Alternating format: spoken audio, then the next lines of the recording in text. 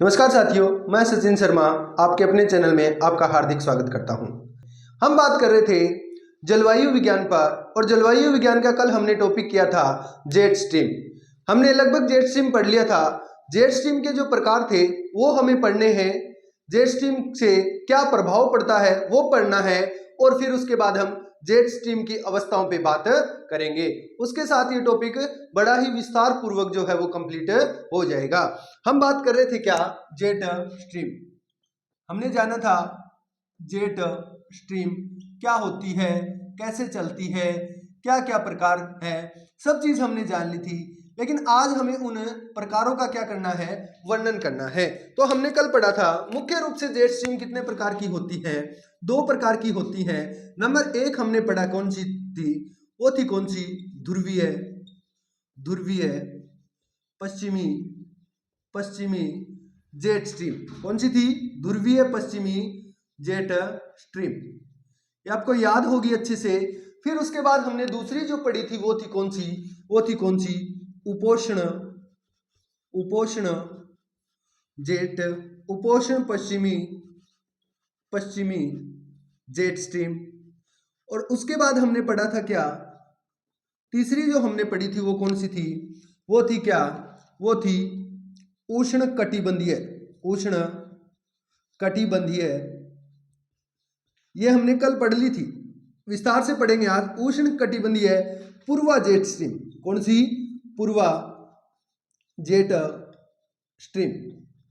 अब हम बात करें उसके बाद, और लास्ट एक और थी वो कौन सी थी, वो थी कौन सी, ध्रुवीय रात्रि जेट स्ट्रीम जेट स्ट्रीम। तो ये जो जेट स्ट्रीम थी ये चार प्रकार हमने पढ़ने हैं, बड़े ही विस्तार पूर्वक पढ़ने हैं। तो एक नंबर आप हेडिंग लगाएंगे क्या, ध्रुवीय पश्चिमी जेट स्ट्रीम। ध्रुवीय पश्चिमी जेट स्ट्रीम क्या है उसके बारे में हम बात करते हैं। तो लिखें ध्रुवीय जेट स्ट्रीम जो है वो क्या है।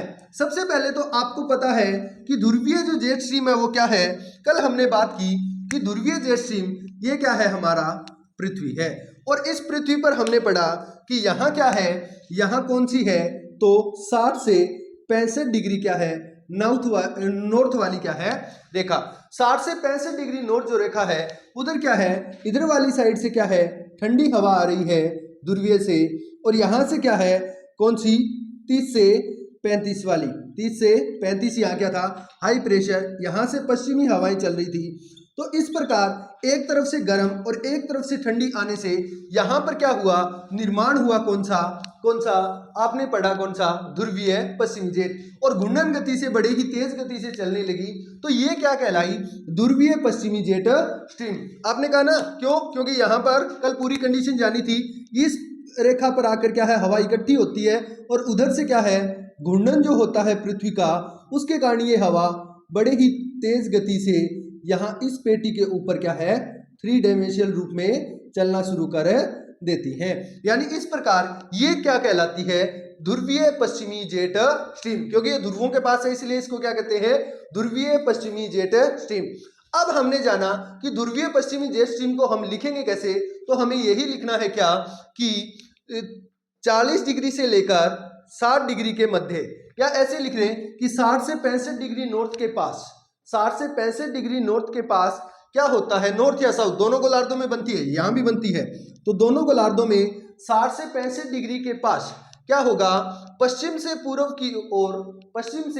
की ओर चलने वाली तेज गति की हवाएं क्या कहलाती हैं, ध्रुवीय पश्चिमी जेट स्ट्रीम कहलाती हैं। क्या कहलाती हैं, ध्रुवीय पश्चिमी जेट स्ट्रीम कहलाती हैं।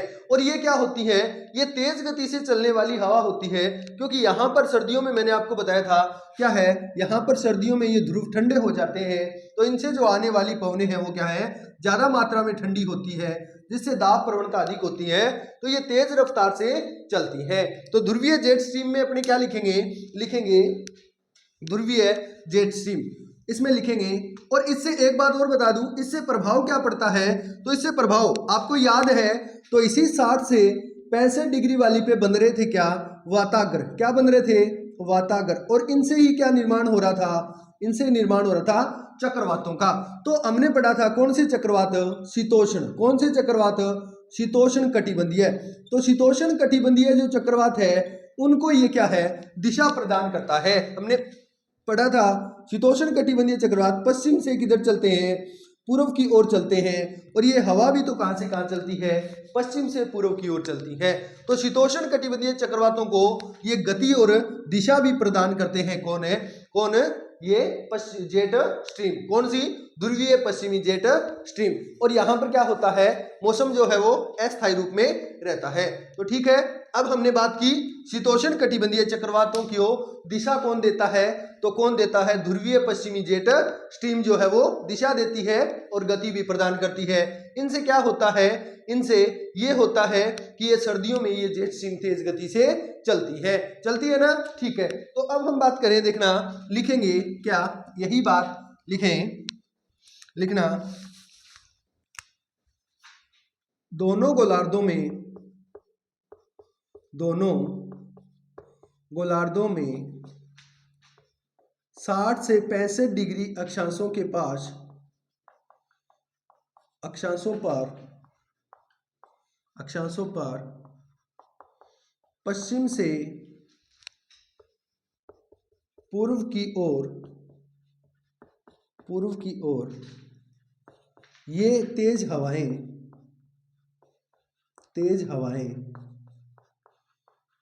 बहती हैं। ठीक है, तेज हवाएं बहती हैं। लिखेंगे यह जेट स्ट्रीम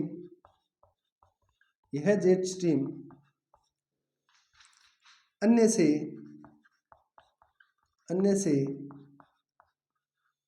तेज गति की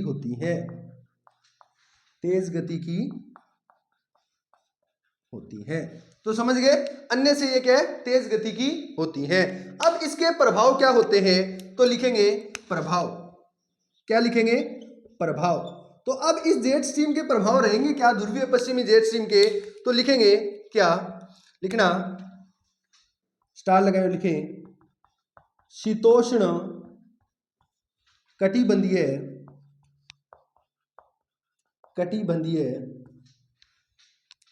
चक्रवातों को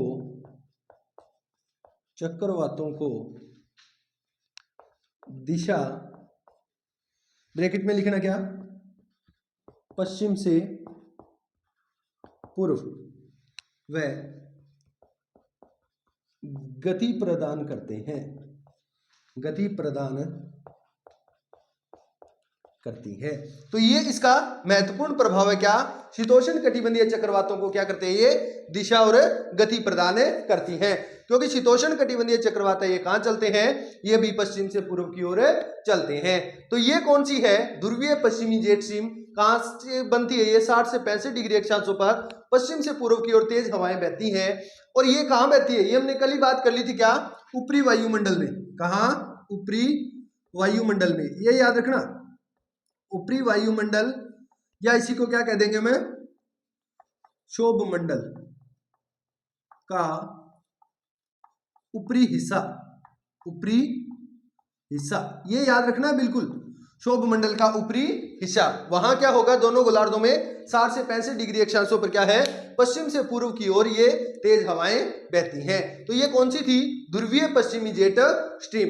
अब देखो, अब दूसरी लिखेंगे, कौन सी, लिखना दूसरी है उपोष्ण, लिखेंगे कौन सी, उपोष्ण पश्चिमी जेट स्ट्रीम, उपोष्ण पश्चिमी जेट स्ट्रीम।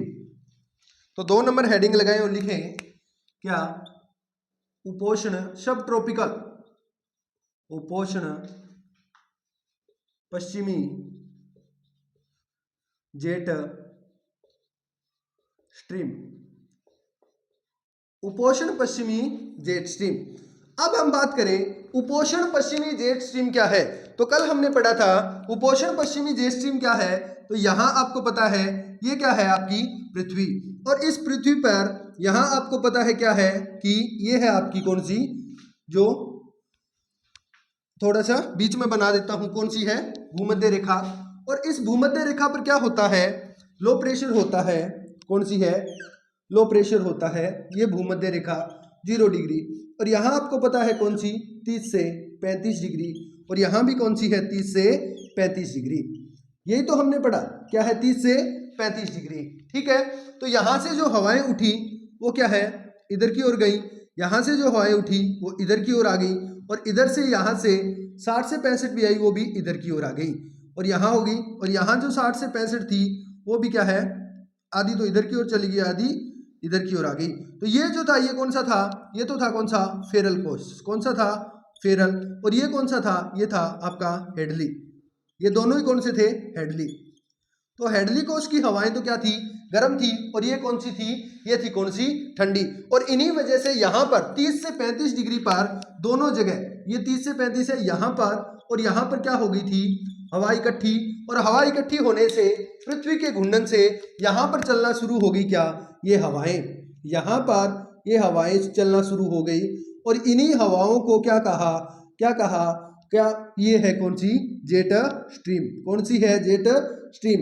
और ये कौन से, उष्ण और शीतोष्ण के मिले हुए रूप में चल रही हैं, तो इन्हें क्या कह दिया, उपोष्ण। चल कहां से कहां रही है, ये पश्चिम से पूर्व की ओर चल रही है, तो इन्हें कह दिया क्या, उपोष्ण पश्चिमी जेट स्ट्रीम। तो आपको पता होना चाहिए उपोष्ण पश्चिमी जेट स्ट्रीम कहां चलती है। उपोष्ण पश्चिमी जेट स्ट्रीम 30 से 35 डिग्री दोनों गोलार्धों में प्रवाहित होती है। ये क्या है, थोड़ी सी क्या होती है, गति इनकी थोड़ी कम होती है, किन की बजाय, ध्रुवीय की बजाय, क्योंकि ध्रुवों में क्या है, दाब प्रवणता का अंतर ज्यादा हो जाता है, लेकिन यहां पर इतना नहीं हो पाता, इसीलिए इनकी गति थोड़ी कम होती है। तो आपको समझ आई होगी उपोष्ण पश्चिमी जेट स्ट्रीम। तो अब इनको लिखेंगे उपोष्ण पश्चिमी जेट स्ट्रीम। और मैं आपको बता दूं इसका हाँ प्रभाव भी क्या होगा। आपको पता है हमारा भारत जो है, हमारा भारत जो है वो आपको पता है क्या है, इसी के बीच है, मतलब 8 डिग्री से लेके 30 डिग्री 37 डिग्री तक हमने पढ़ रखा है। तो होगा क्या, होगा ये कि यहां से यानी पश्चिम से क्या करेगी, ये पश्चिमी विक्षोभ जो आते हैं, क्या आते हैं, पश्चिमी विक्षोभ। और ये पश्चिमी विक्षोभ कहां से आते हैं, ये आते हैं भूमध्य सागर से। भूमध्य सागर, भूमध्य सागर पता है ना, अफ्रीका और यूरोप के बीच वाला क्षेत्र, भूमध्य सागर, वहां एक सागर है, वहां से ही उठेंगे। तो भूमध्य सागरों को, भूमध्य सागर से पश्चिमी विक्षोभों को उठाकर इधर की ओर पश्चिम से पूर्व की ओर आती हैं, और हमारे भारत में, हमारे भारत में ये जो सर्दियों की जो वर्षा है, किसकी वर्षा है, सर्दियों की जो वर्षा है, सर्दियों की वर्षा करवाती है, जिन्हें हम क्या कहते हैं, मावठ कहते हैं। क्या कहते हैं, मावठ। जैसे अब सर्दी का मौसम चल रहा है और अब जो वर्षा हो रही है वो इन्हीं जेट स्ट्रीमों के द्वारा पश्चिमी विक्षोभ को तेज करवाकर क्या है, वर्षा करवाई जा रही है, क्योंकि ये ऊपर चल रही है। और जैसे क्या है, पश्चिमी विक्षोभ उठते हैं तो उन पश्चिमी विक्षोभों को इधर अपने भारत की ओर धकेल रही है ये हवा, और इनकी वजह से क्या है, जैसे हिमालय वगैरह पर्वत से टकराकर ये वर्षा करवा देती है। तो ये भी फायदा है, इसका प्रभाव क्या है, भारत जैसे क्षेत्र में क्या है, सर्दियों में ये वर्षा करवाने में सहायक होती है। तो ये किसका प्रभाव है, उपोष्ण पश्चिमी जेट स्ट्रीम का प्रभाव होता है। तो आशा करता हूं अच्छे से समझ गए होंगे। तो लिखेंगे उपोष्ण जेट स्ट्रीम। तो उपोष्ण जेट स्ट्रीम लिखेंगे, लिखें वो तो आपको पता ही है, क्या, ऊपरी वायुमंडल, या क्या बोल सकता हूं मैं उसको, हाँ क्षोभमंडल का ऊपरी हिस्सा। तो लिखें दोनों गोलार्धों में, दोनों गोलार्धों में 30 से 35 डिग्री अक्षांशों के मध्य, अक्षांशों पर पश्चिम से पूर्व की ओर, पूर्व की ओर और बहने वाली हवा को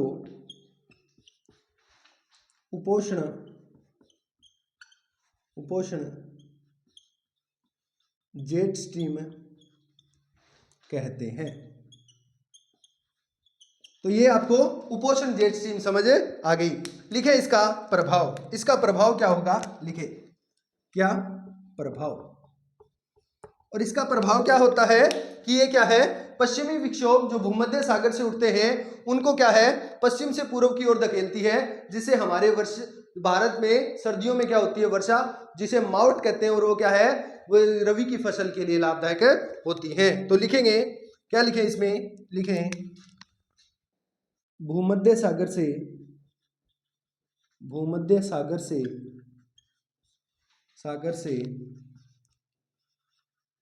उठने वाले पश्चिमी विक्षोभ को पूर्व की ओर लेकर आती है जिससे भारत में सिर्फ भारत में नहीं है, हम भारत में है तो हम भारत की बात कर रहे हैं। भारत में सर्दियों में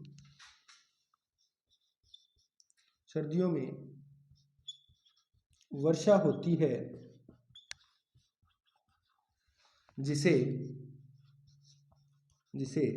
मावठ कहते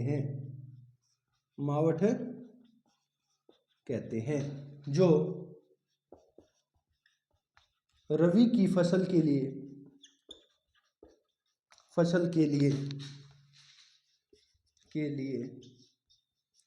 लाभदायक है। तो साथ साथ में हम प्रभाव भी करते जा रहे हैं और जेट स्ट्रीम को भी समझते जा रहे हैं। तो आपको उपोष्ण पश्चिमी जेट स्ट्रीम भी समझ आ गई होगी। हाँ ठीक है, तो हमारे भारत में हम बात करें तो पंजाब है, हरियाणा है, राजस्थान है, इस क्षेत्र में अच्छी रूप से वर्षा होती है। ठीक है, अब हम बात करें तीसरी जो बात है वो कौन सी है, ये थोड़ी सी अलग है, हटके है, इसको हम अच्छे से समझेंगे।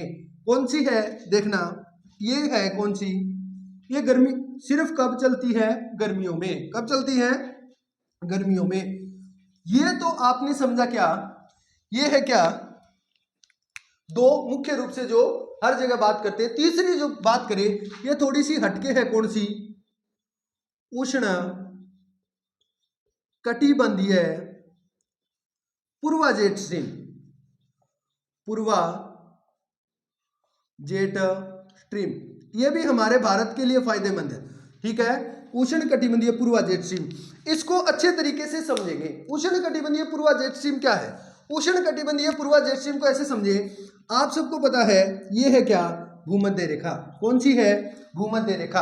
और ये क्या है, कौन सी है, ये है कर्क रेखा। कौन सी है, कर्क रेखा। और ये क्या है, ये है कौन सी, 23.5 डिग्री, ये है मकर, ये है भूमध्य। देखते जाना क्या है, भूमध्य। और ये क्या है आपकी कर्क। अब आपको पता है गर्मियों के मौसम में सूरज जो है वो ऊपर नीचे होता रहता है। बात करूं जून की, तो जून को सूर्य क्या है, यहां होगा, और कर्क रेखा पर क्या होगा, सीधी रेखाएं पड़ेंगी। तो सीधी पड़ेंगी तो ITCZ जो है वो इसके पास क्या हो जाता है, विस्थापित। कौन, ITCZ यानी व्यापारिक हवाओं का क्षेत्र।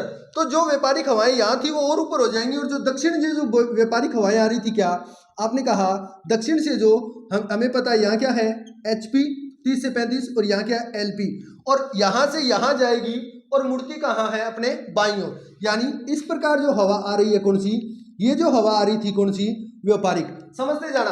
अब ITCZ ऊपर हुआ तो ये पेटियां भी ऊपर खिसक गई। ये पेटियां जब ऊपर खिसकी तो ये जो व्यापारिक पवन यहां तक थी, ये अब आगे बढ़ जाएंगी। आगे बढ़ेंगी तो सोचना इससे क्या है, भारत के मानसून में ये चीज बहुत काम आने वाली है आपको।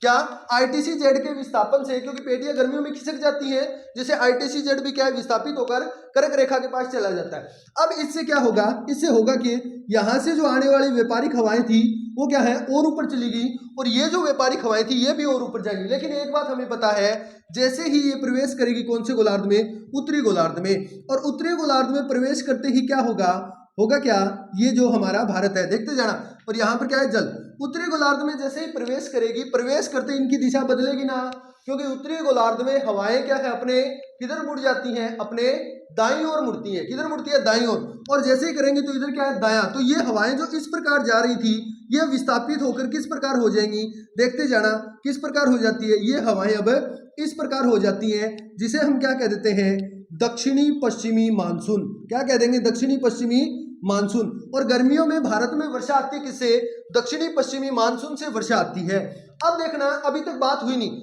अभी जो हमारा मेन मुख्य पॉइंट है वो अब हम जानेंगे। अभी तो सिर्फ हवाओं को मोड़ा है, यानी जो व्यापारिक हवाएं थी जो दक्षिणी गोलार्ध से आ रही थी वो क्या है, ITCZ के कारण ऊपर विस्थापित होने से क्या हो गया, अब ये हवाओं ने दिशा चेंज कर ली। क्यों? क्योंकि ये व्यापारिक हवाएं जैसे ही यहाँ पहुंची, यहाँ पहुंचती क्या हो गया, जो उत्तरी गोलार्ध में आ गई और उत्तरी में आती क्या है, अपने दाईं ओर मुड़ेगी। दाईं ओर मुड़ेगी तो अभी इधर जा रही थी लेकिन अब इधर मुड़ेगी, क्योंकि अब दायां क्या हो गया, इधर हो गया, और इधर होते ये ऐसे मुड़ गई। ऐसे मुड़कर यहाँ क्या है, महासागर से जल उठाती है और यहाँ टकराकर वर्षा कराती है, जिसे हम गर्मियों में क्या कहते हैं, दक्षिणी पश्चिमी मानसून।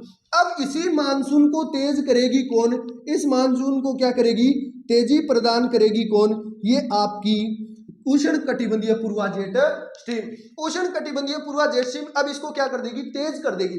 कैसे करेगी तेज, देखते जाना। अब यहां पर आप सबको पता है कि हिमालय के ऊपर है क्या आपका, तिब्बत का पठार। क्या है, तिब्बत का पठार। और यहां पर आपको पता है क्या है, तिब्बत का पठार। देखते जाना, तिब्बत का पठार, तिब्बत का पठार। अब यह क्या होगा, यहां पर जब गर्मी बहुत ज्यादा होगी, क्योंकि अब उत्तरी गोलार्ध में सूर्य है, गर्मी ज्यादा होने से तिब्बत का पठार क्या हो जाता है, ये जो तिब्बत का पठार है ये बहुत ज्यादा क्या हो जाता है, गर्म हो जाता है। क्या हो जाता है, बहुत ज्यादा गर्म। और गर्म होते ही हवाएं क्या होने लगती हैं, ऊपर उठने लगती हैं। गर्म होते ही हवाएं क्या होता है, ऊपर उठने लगती हैं। तो देखते जाना, अब मैं आपको बहुत अच्छे तरीके से समझाऊंगा।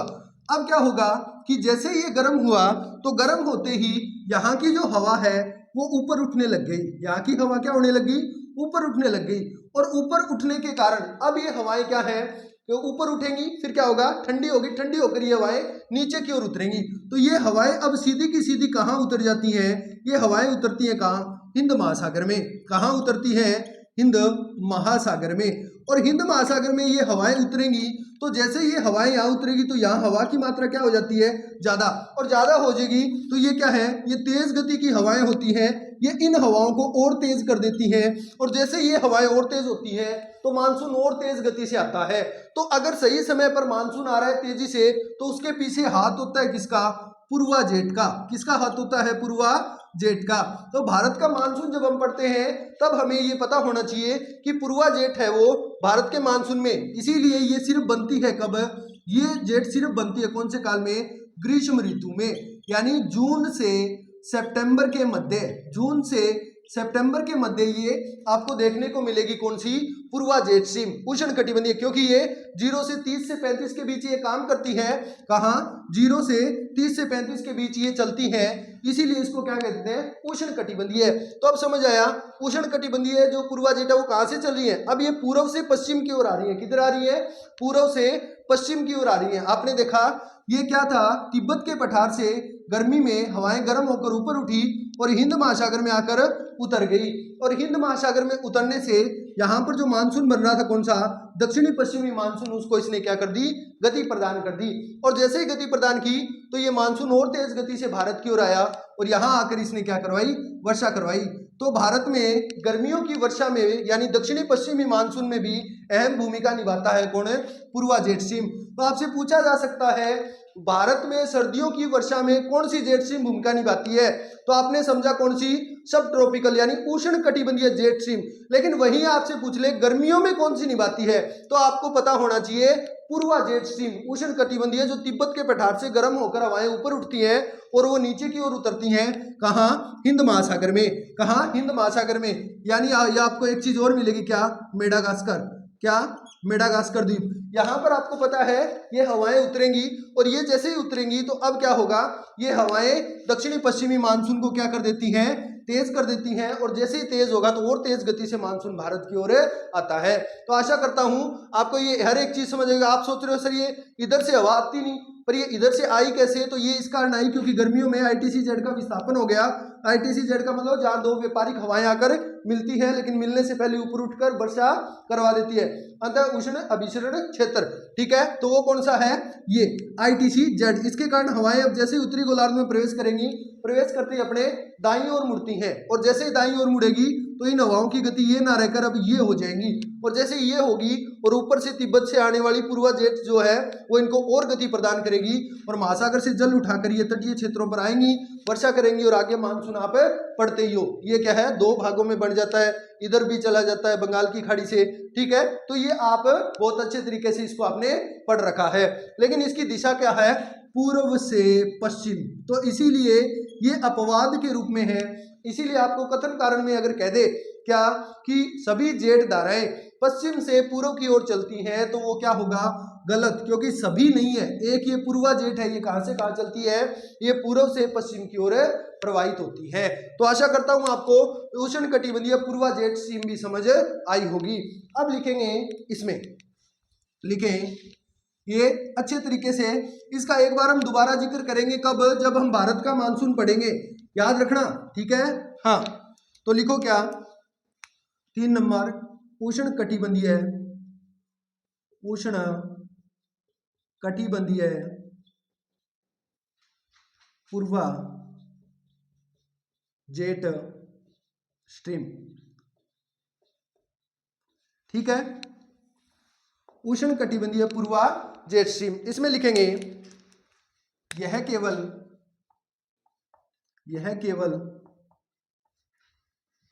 ग्रीष्म ऋतु में चलती है, यह सबसे बड़ी बात है, ठीक है। यह 0 डिग्री से 0 डिग्री, ये सिर्फ उत्तरी गोलार्ध में चलती है, ठीक है ना, 0 डिग्री से 35 डिग्री उत्तरी अक्षांशों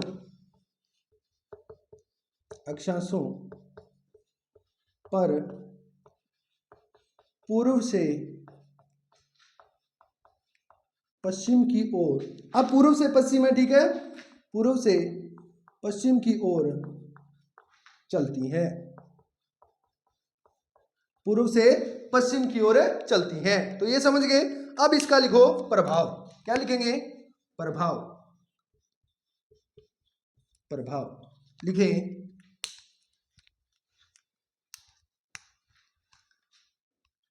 ये हवाएं तिब्बत के पठार से गर्म होकर ऊपर उठती हैं, वह हिंद महासागर में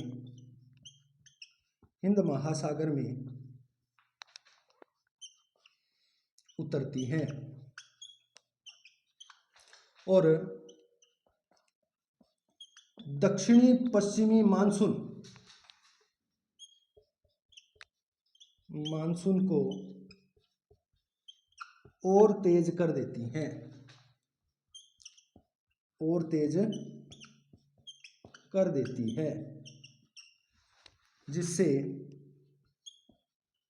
जिससे भारत में वर्षा होती है। और ये वर्षा कब की है, ये गर्मियों की है। तो लिख लेना ब्रैकेट में, क्या, ग्रीष्म काल की वर्षा। ये आपको समझ आ गया। ये कौन सी, उष्ण कटिबंधीय पूर्वा जेट स्ट्रीम है, इसका प्रभाव भी आपने लिख लिया, ठीक है। अब लिखेंगे लास्ट, कौन सी, ध्रुवीय रात्रि जेट स्ट्रीम, और ध्रुवीय रात्रि जो जेट स्ट्रीम है वो क्या है, ये आपको अच्छे से समझना होगा।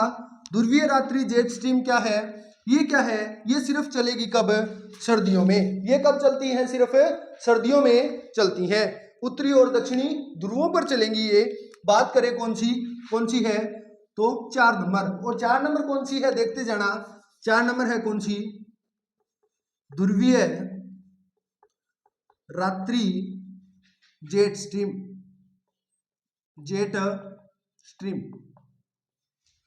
जो ध्रुवीय रात्रि जेट स्ट्रीम में है, ये क्या है, ध्रुवीय रात्रि जेट स्ट्रीम को समझने के लिए हमें समझना होगा, इतना याद रखें, इसमें पहले लिख लें,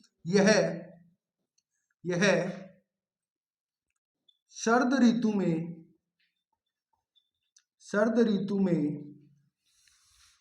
ठीक है, शरद ऋतु में उत्तरी व दक्षिणी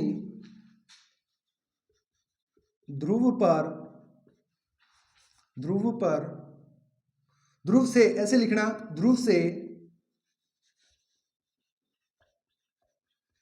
समताप मंडल की ओर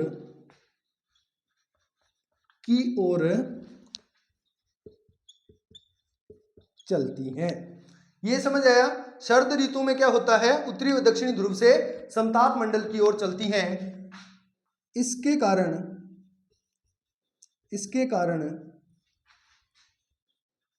ओजोन परत में क्षय हुआ है। क्षय यानी जो छिद्र है वो हुआ है।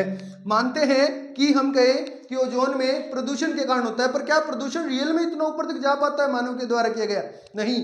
उस प्रदूषण को लेकर कौन जाएगा ओजोन परत तक समताप मंडल में? तो वो लेकर जाने वाली है ध्रुवीय रात्रि जेट स्ट्रीम।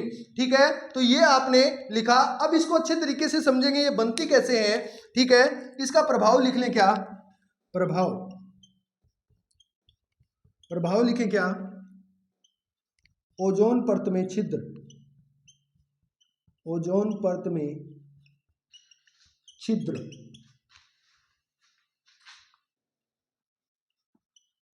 इसके द्वारा हुआ है। ये इसका प्रभाव है। ये आपकी लिखने वाला काम हो गया। ध्रुवीय रात्रि जेट स्ट्रीम क्या है? ये शरद ऋतु में, सिर्फ शरद ऋतु में चलती है। ठीक है ना, लिख लेना। क्या है? सर्दियों में चलती है। ठीक है, ये सर्दियों में अब इसको समझे ये कैसे चलती है। अपने नाम सुना होगा पर समझने में आपको दिक्कत रही होगी, लेकिन आज नहीं रहने वाली, बस समझ लो। कैसे? देखना कैसे। अगर आपने पहले भूगोल की क्लासें लगाई हैं तो आपको दिक्कत आने वाली नहीं है। कैसे? देखो, ये क्या है आपका पृथ्वी, ये क्या है आपकी अर्थ। अरे बन जा गोल, 1 मिनट। इसको क्या है पूरा अच्छे से बनाएंगे। हाँ ठीक है।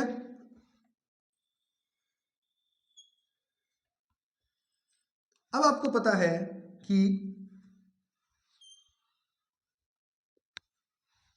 तो बनेगी को नहीं आज ना, कोई बात नहीं, आपा भी बनागी रेशा। अब क्या है, कोई चीज का नजर लाग जाए नहीं तो वह लाग ही जाए। हाँ देखिए, हाँ अब हम बात करें कि यहां पर है कौन सा आपका दक्षिणी ध्रुव। क्या है? दक्षिणी ध्रुव। और ये क्या है, यहां पर है आपका कौन सा उत्तरी ध्रुव। ठीक है, अब इसके चारों ओर क्या है, इसके चारों ओर है आपका क्या, ये आपको पता है, ये आपकी कौन सी परत है, ये है आपकी कौन सी शोभ मंडल। कौन सी है? शोभ मंडल। देखते जाना, ये कौन सी आपकी शोभ मंडल। और इससे बाहर जो परत है वो आपकी कौन सी है, आपको पता है वो कौन सी है आपकी समताप मंडल। कौन सी है? समताप मंडल। इसको थोड़ा सा नीचे बनाते हैं ताकि आपको अच्छे से समझ आए। ठीक है, हाँ, क्योंकि ये ऐसी पवन है जो आपको अगर नहीं समझ आएगी तो दिक्कत हो जाएगी। ये देखो, ये है आपका उत्तरी ध्रुव। क्या है? उत्तरी ध्रुव। और ये है आपका कौन सा दक्षिणी ध्रुव। दक्षिणी ध्रुव। तो इसमें से कोई एक समझ ले, क्योंकि जब सर्दियां यहां होगी तो यहां भी बनेगी, और जब सर्दियां यहां होगी तो यहां भी बनेगी। अब देखो, इससे बाहर आपको पता है एक परत है कौन सी, ये वाली जो परत है ये है कौन सी शोभ मंडल। ये कौन सी परत है? इसके बाहर ये है कौन सी शोभ मंडल। शोभ मंडल। और इससे बाहर जो एक परत और है वो कौन सी है, वो है कौन सी, ये है कौन सी समताप मंडल। ये कौन सी है? समताप। बस इसी मंडल में आएंगे। अब आपको पता है इस समताप मंडल में क्या है, इस समताप मंडल में है क्या ओजोन, यानी O3। क्या है? O3। परतों की संरचना हमने पढ़ी थी, ये क्या है O3, ये आपकी पृथ्वी। अब ये O3 होने के कारण यहाँ का टेम्परेचर कैसा है, यहाँ का टेम्परेचर है कैसा, यहाँ का टेम्परेचर है ज्यादा। तापमान क्या रहता है यहाँ का? ज्यादा। क्यों? क्योंकि यहाँ का तापमान बढ़ने का रीजन क्या है कि इसमें ओजोन परत है, और ओजोन के कारण यहाँ का टेम्परेचर क्या है? ज्यादा रहता है। क्या? ज्यादा। और ज्यादा रहने से यहाँ का जो दाब होगा वो कैसा हो जाएगा? दाब होगा वो कैसा हो जाएगा? निम्न दाब हो जाएगा। कैसा? यानी LP, यानी कैसा प्रेशर, लो प्रेशर। समझते जाना, समताप मंडल में ओजोन के कारण तापमान क्या है, ज्यादा, और तापमान ज्यादा होने से दाब क्या हो गया, निम्न। और जैसे ही सर्दियां आती हैं, क्या आती हैं, सर्दियां। सर्दियां कब आती है, जैसे मानो अब दक्षिणी में, अब क्या है, ये बीच की रेखा है, अब सूर्य कहाँ है, दक्षिण भारत में, तो अब ध्रुवों के ऊपर ठंड बढ़ेगी कि नहीं, तो यहाँ पर सर्दी क्या हो जाएगी, सर्दियां क्या हो जाएंगी, तेज। सर्दियां क्या हो जाएंगी, तेज, यानी तापमान क्या हो जाएगा, यहाँ का टेम्परेचर हो जाएगा कम, और यहाँ का जो वायु दाब है, दाब जो होगा वो बढ़ जाएगा, यानी यहाँ पर कैसा प्रेशर हो जाएगा, HP। कैसा प्रेशर होगा, HP। क्यों, क्योंकि सर्दियों के मौसम में क्या होगा, सर्दियों के मौसम में यहाँ पर जो ध्रुव है वो क्षेत्र बहुत ज्यादा ठंडे हो जाएंगे, बर्फ जम जाएगी, और प्रेशर पहले ही हाई था, अब बहुत ज्यादा हाई हो गया, और बहुत ज्यादा हाई, और ओजोन में क्या है, वो इसमें समताप मंडल में O3 है, तो O3 से यहाँ टेम्परेचर कैसा है, LP। तो अब आप खुद सोचो कि यहाँ HP और यहाँ LP होने से अब हवाएं क्या होंगी, अब हवाएं तेज गति से जिस क्षेत्र में खाली क्षेत्र दिखेगा, मतलब हवा कम दिखेगी, दाब कम दिखेगा, वहां दौड़ेंगी। तो ये इस प्रकार हवा अब HP से LP की ओर दौड़ने लगती है, HP से LP की ओर दौड़ने लगती है। और ये हवा क्या होती है, कब बनी है ये बनी है सर्दी में। कब बनी है ये, सर्दी में। तो ये जो हवा, अब ये इतनी तेज गति से यहां क्षोभ मंडल में जो था क्या, प्रदूषण, क्या था, प्रदूषण, प्रदूषण। अब इस प्रदूषण को अपने साथ ले जाएगी कहां, ओजोन की ओर। कहां ले जाएगी, ओजोन परत की ओर। तो ओजोन परत की ओर अब ये तेजी से ले जाएगी, तो इस ओजोन परत को क्या करेगी, ये पार करेगी। तो अब इस ओजोन परत में ये क्या कर देगी, छिद्र, क्योंकि जो क्षोभ मंडल का प्रदूषण था वो ये ध्रुवीय रात्रि जेट स्ट्रीम, ये कौन सी है अब, ध्रुवीय रात्रि जेट स्ट्रीम। तो जो ध्रुवीय रात्रि जेट स्ट्रीम है वो क्या है, रात्रि मतलब अब क्या है, 6 महीने अंधेरा रहता है। जब सूरज यहाँ होगा तो आपको पता है यहाँ क्या रहेगा, अंधेरा। ध्रुवों पर क्या रहता है, अंधेरा, तो इसलिए क्या कह देते हैं इसको, रात्रि। क्या कह देते हैं, रात्रि। और ध्रुवों पे चल रही है तो ध्रुवीय, और ध्रुवीय रात्रि जेट स्ट्रीम क्या होती है, यही कहा ध्रुवीय रात्रि जेट स्ट्रीम ध्रुवों से कहाँ चलेगी, ध्रुवों से समताप मंडल की ओर चलती है, जिससे ओजोन परत में क्या हो रखा है, छिद्र होने में अहम भूमिका है। क्यों, क्योंकि यहाँ का जो प्रदूषण है उसको ये जेट स्ट्रीम बड़े ही तेज गति से किसकी ओर लेके जा रही है, ओजोन परत की ओर, जिससे ओजोन में छिद्र हो रहा है। तो ध्रुवीय रात्रि जेट स्ट्रीम क्या है, आपको अच्छे से समझ आया होगा। ऐसा ही क्या होगा, जब सूर्य कहाँ होता है, देखना, जब सूर्य यहाँ हो जाएगा, यहाँ होगा, तो यहाँ क्या होगी, ध्रुवों पे रात हो जाएगी, और यहाँ क्या आ जाएगी, सर्दी। और अगर यहाँ सर्दी आएगी तो इससे क्या होगा, वही यहाँ ठंड होगी, ठंड होने से यहाँ क्या हो जाएगा, HP। और ये आपका समताप मंडल है, यहाँ क्या है, O3, टेम्परेचर क्या है, ज़्यादा, प्रेशर क्या है, कम, LP। और हवाएं कहाँ से कहाँ चलेगी फिर, HP से LP की ओर, और HP से LP की ओर ये हवा चलती है, इसे ही तो हम क्या कहते हैं, क्या कहते हैं, इसे ही, यही तो हमारी क्या है, ध्रुवीय रात्रि जेट स्ट्रीम। यहाँ के प्रदूषण को इधर लाएगी, और इस ओजोन में जो ये जो ओजोन है इसमें क्या कर देगी, ये छिद्र कर देगी। क्या कर देगी, छिद्र। तो ये क्या है, ओजोन का छिद्र है, क्या है, और ये क्या है आपकी, ये है ध्रुवीय, ध्रुवीय जेट, ध्रुवीय रात्रि जेट, रात्रि जेट। क्योंकि अब यहाँ क्या है, 6 मंथ अंधेरा रहेगा, क्योंकि सूरज जब कहाँ है, सन आपका उत्तरी गोलार्ध में है, तो ये इधर भी चलती है। इसीलिए आपको पता है दक्षिणी जो अंटार्कटिका है उसके ऊपर क्या हो रखा है, छेद हो रखा है, उसके पीछे क्या है, ध्रुवीय रात्रि जेट, ये है, महत्वपूर्ण है। तो चारों प्रकार आपको आशा करता हूं बहुत ही अच्छे तरीके से समझ आ गए होंगे। अब हम बात करेंगे अवस्थाओं की, किसकी, अवस्थाओं की। तो देखेंगे चारों प्रकार आपने अच्छे से समझे। ये ध्रुवीय जेट जो है रात्रि वाली, ये मुश्किलें पैदा करती है, लेकिन आशा करता हूं अब समझने के बाद आपको कभी कोई दिक्कत आने वाली नहीं है। अब लिखें क्या, लिखें जेट स्ट्रीम की अवस्थाएं, जेट स्ट्रीम की अवस्थाएं, अवस्थाएं। अब जेट स्ट्रीम की क्या है, 4 अवस्थाएं हैं, लिखेंगे जेट स्ट्रीम की, जेट स्ट्रीम की 4 अवस्थाएं हैं, अवस्थाएं हैं। अब ये 4 अवस्थाएं क्या है, देखना, 4 अवस्थाएं एक साथ समझा दूंगा, अच्छे से समझ लेना क्या है। पहली अवस्था क्या होती है, पहली अवस्था देखो इस प्रकार, ये क्या है आपका, यहां से आपको पता है कौन सी हवा आ रही है, यहां से एक हवा आ रही है, ये ध्रुव है, इन ध्रुवों से हवा आ रही है, कैसी कैसी, ठंडी। ये कैसी हवा है, ठंडी ठंडी हवा। देखते जाना, ये आपकी कौन सी अवस्था है, प्रथम। और यहां से कैसी आ रही है, ये है, ये गर्म आपको दूसरे मार्कर से दर्शाते हैं, ठीक है, ताकि अच्छे से समझ आए। अब ये क्या है, ये आपकी कौन सी है, गर्म। कौन सी है, गर्म। ये तो आपकी कौन सी, पछुआ, और ये कौन सी है, ध्रुवीय, याद है ना। और ये आपकी वो जगह कौन सी, 60 से 65 वाली, यहीं पे बनती है ध्रुवीय।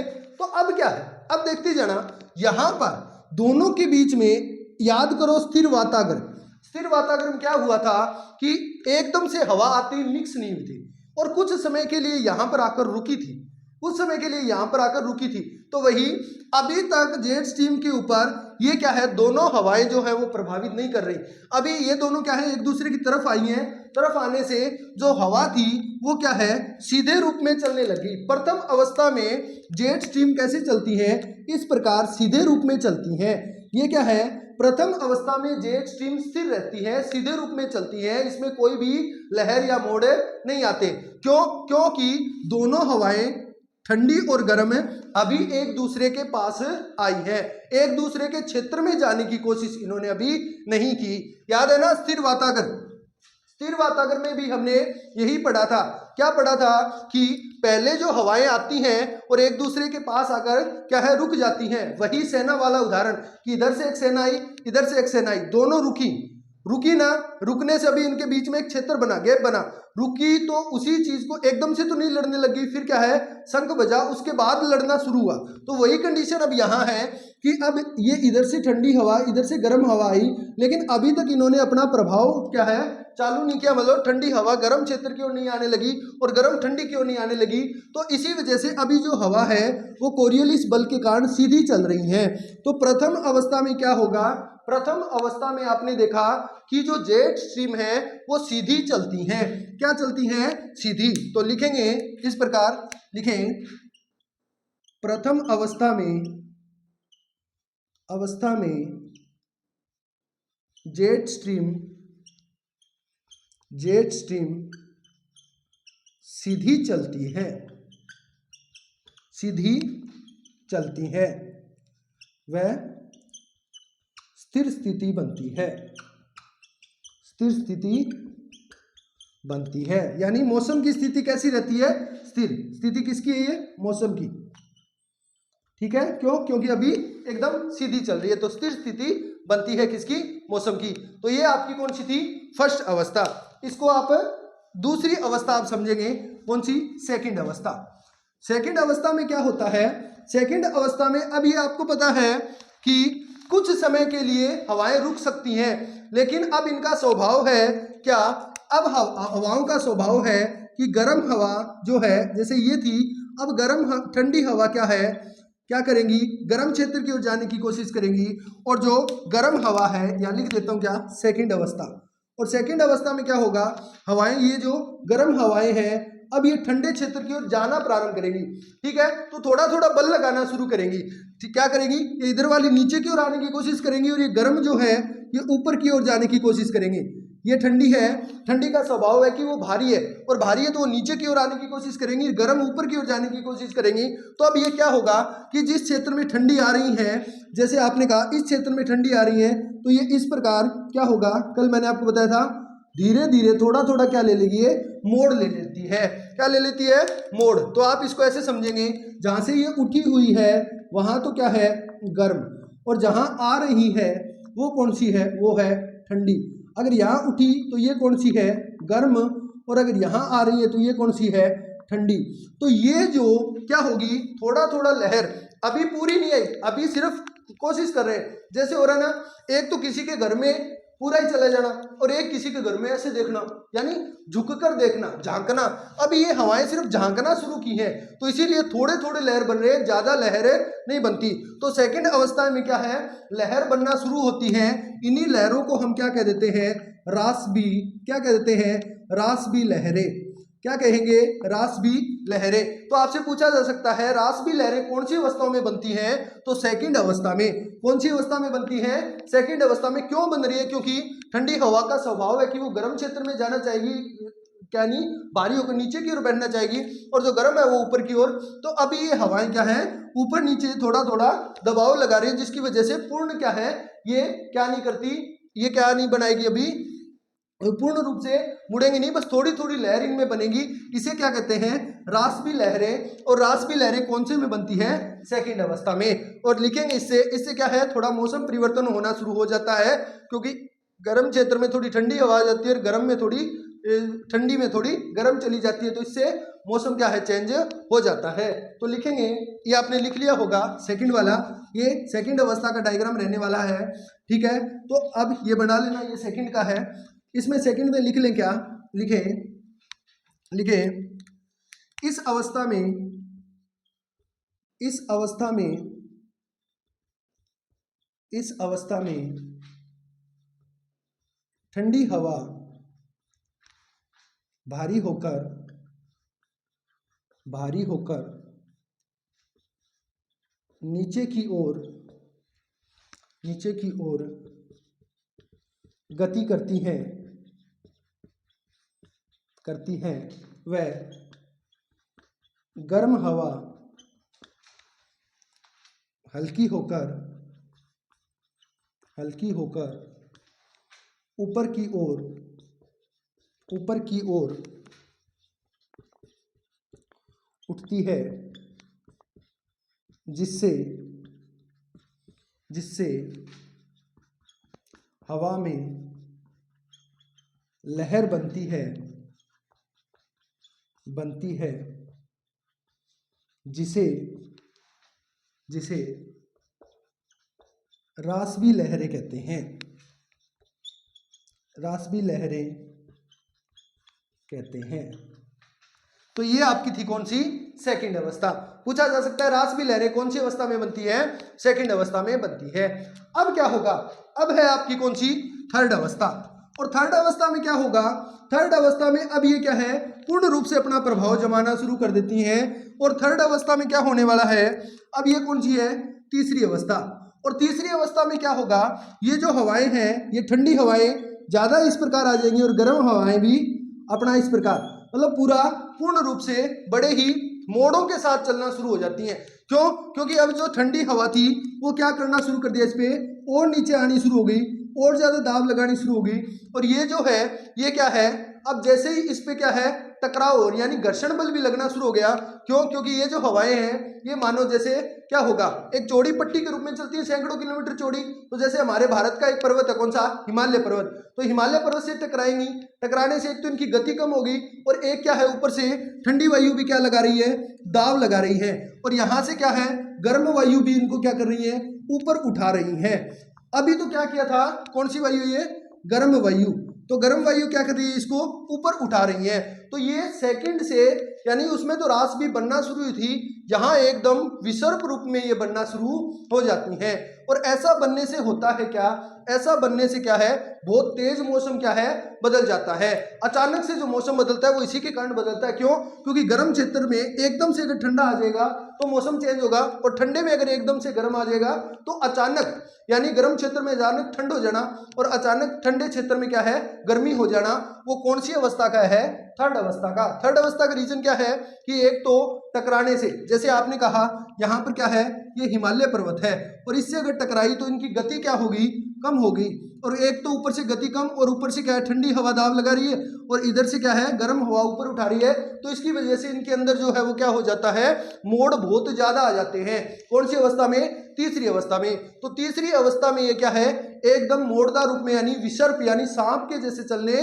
लगती हैं। तो ये आपकी कौन सी अवस्था थी, थर्ड अवस्था। कौन सी है, थर्ड अवस्था। ये थी आपकी थर्ड अवस्था, लिख ले। अब इसमें क्या है, लिखेंगे, इसमें मौसम क्या है, अचानक चेंज होता है। क्यों, क्योंकि गर्म क्षेत्र में क्या है, अगर एकदम ठंडी हवा आएगी तो मौसम क्या है, अचानक परिवर्तन हो जाता है। तो लिखेंगे थर्ड अवस्था में, लिखे इसमें, इस अवस्था में, इस अवस्था में धारा धारा विषर्प रूप में यानी मोड़दार अधिक हो जाती है, अधिक हो जाती है। गर्म क्षेत्र में ठंडी हवाएं व ठंडे क्षेत्र में गर्म हवाएं अचानक आने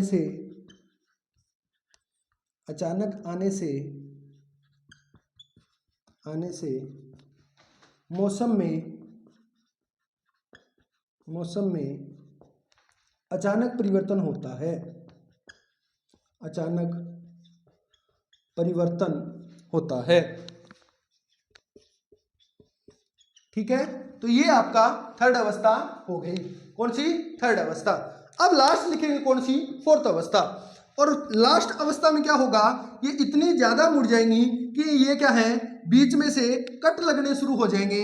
और जो इनकी क्या थी, जो मुख्य अवस्था थी, उससे क्या है, बीच में ये कट लगने शुरू होंगे और कुछ हवाएं क्या है उस क्षेत्र में कैद होकर रह जाएंगी। और फिर उससे क्या है, लंबे समय तक वहां पर वैसा ही मौसम रहना शुरू हो जाता है। देखें कैसे, जैसे ये यहां से इस प्रकार आई, फिर इस प्रकार होती हुई ये इस प्रकार, ठीक है, फिर इस प्रकार होती हुई इस प्रकार ये इस प्रकार होती हुई इस प्रकार।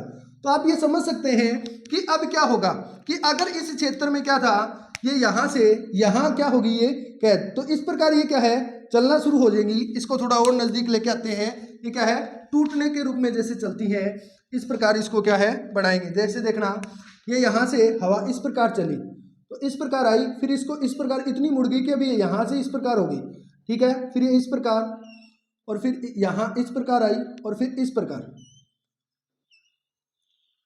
ठीक है। तो इस प्रकार ये क्या है, मुड़ जाती हैं। अब इससे क्या होगा, ये फोर्थ अवस्था है, इससे ये होगा कि यहां जो हवा थी, जैसे यहां कौन सी हवा थी, ठंडी हवा, अब ये ठंडी हवा इसके अंदर कैद हो जाती है, इसके अंदर क्या होगी, ये कैद होगी और चक्रवात का रूप ले लेती है। अब यहां जो हवा कैद होगी, क्योंकि ये कट गया, अब हवा यहां से आएगी और ऐसे आएगी, यहां से चली जाएगी, इस प्रकार यहां से आएगी, यहां से चली जाएगी, इस क्षेत्र को काट के चलती है बाहर की ओर, ये कट जाता है और इनके अंदर क्या बन जाते हैं, हवा कैद होकर किसका, चक्रवातों का निर्माण कर लेते हैं। तो इसमें जो चीज, जैसे मानो यहाँ ठंडी हवा थी, तो अब कई दिनों तक क्या रहेगा, यहाँ ठंडा मौसम रहेगा, यानी ठंडा मौसम, कैसा, ठंडा मौसम।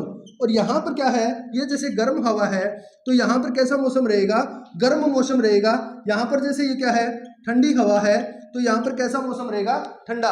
तो चौथी अवस्था में क्या होगा, ये इतने मोड़ ले लेती हैं कि ये क्या है, कुछ क्षेत्र को काट देती है और उस क्षेत्र में ही क्या है, जो हवा कैद हो जाती है, वहां का मौसम वैसा ही रहना शुरू हो जाता है। क्यों? क्योंकि ये बहुत ज्यादा मोड़ ले लेती हैं, इससे क्या है, चक्रवातों का भी निर्माण होता है। तो चौथी अवस्था आपको समझ आई होगी कि बहुत ज्यादा मोड़ लेने से ये इस प्रकार क्या है, इसके जो बंडल से हैं वो अलग से बन जाते हैं, यानी मेन पथ से इनको ये काट देती हैं और काटने से यहाँ पर जैसी हवा कैद हुई वैसी ही हवा इसमें रह जाती है। ये कौन सी अवस्था है, ये इसकी 4 नंबर अवस्था है, किसकी, जेट स्ट्रीम की। तो ये जेट स्ट्रीम है, ये चौथी अवस्था है। तो ये आपकी कौन सी 4 अवस्था, इसमें लिखेंगे क्या, इसमें यही लिखना है, लिखेंगे क्या, लिखें कि चौथी अवस्था में जेट स्ट्रीम इतनी मोड़दार हो जाती है, इतनी मोड़दार हो जाती है कि वह कुछ जगहों को काटकर सीधी बहने लगती है। जो जगह कटी है वहां पर जिस प्रकार की वायु कैद हो जाती है, वहां कुछ दिनों तक वैसा ही मौसम रहता है। इनसे चक्रवातों का भी निर्माण होता है। चक्रवातों का भी निर्माण होता है। तो ये क्या है, जेट स्ट्रीम की अवस्थाएं। अब एक बात और लिखें, इसका एक प्रभाव है जो मेरे को अभी याद आया है, वो मैं आपको बता दूं। कल मैंने जिक्र किया था, लिखाया नहीं, तो वो स्टार लगा के ऐसे ही लिख लें। क्या लिखें?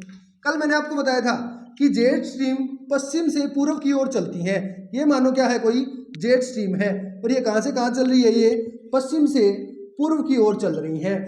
तो अगर जो हवाई जहाज उड़ते हैं वो क्या करते हैं, अगर कोई हवाई जहाज यहां से, मानो यहां से कहां, पश्चिम से पूर्व की ओर कोई हवाई जहाज जा रहा है, तो पूर्व से पश्चिम की ओर क्या है, कोई हवाई जहाज जा रहा है, तो वो हवाई जहाज क्या करेगा, ये क्या इसमें जेट स्ट्रीम के अंदर हवाई जहाज को उड़ाना शुरू कर देगा, जिससे क्या है, इससे धक्का लगेगा और इसको एक तो समय की बचत होगी, क्या होगा, जल्दी पहुंचेगा, और एक इसका क्या बचेगा, फ्यूल बचेगा, यानी तेल बचेगा।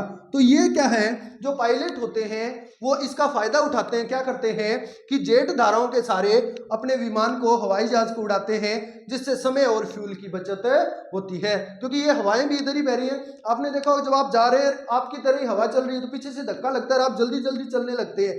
तो वैसा ही ये क्या करते हैं, ये हवाई जहाज के को उड़ाते हैं कहाँ, जेट स्ट्रीम के सारे, ताकि इनका समय और फ्यूल बचे। ठीक है, तो लिखें हाँ। और अगर ये सामने से हवाई जहाज आएंगे तो क्या बाधा उत्पन्न करते हैं, वो मैंने आपको कल बता दिया था, जो कहां से, यूएसए से जापान की ओर आ रहे थे। लिखे स्टार लगाकर, पश्चिम से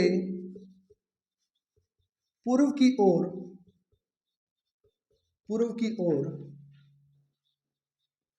उड़ने वाले हवाई जहाज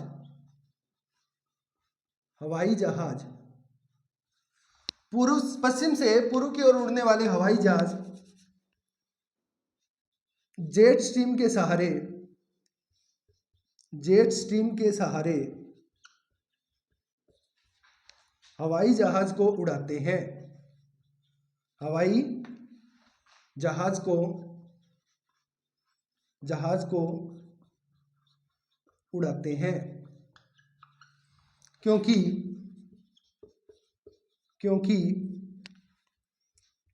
जेट स्ट्रीम भी पश्चिम से पूर्व की ओर तेज गति से चलती हैं,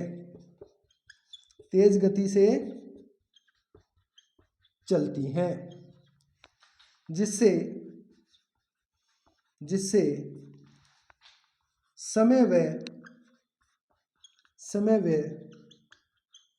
फ्यूल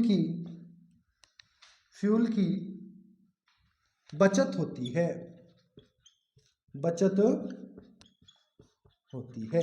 तो समझ गए, ये आपका एक और प्रभाव था। तो ये जेट स्ट्रीम बहुत ही अच्छे तरीके से हमने कंप्लीट कर ली, एक एक चीज बहुत ही अच्छे तरीके से जानी, और ये जेट स्ट्रीम का टॉपिक भी हमारा पूरा हो गया।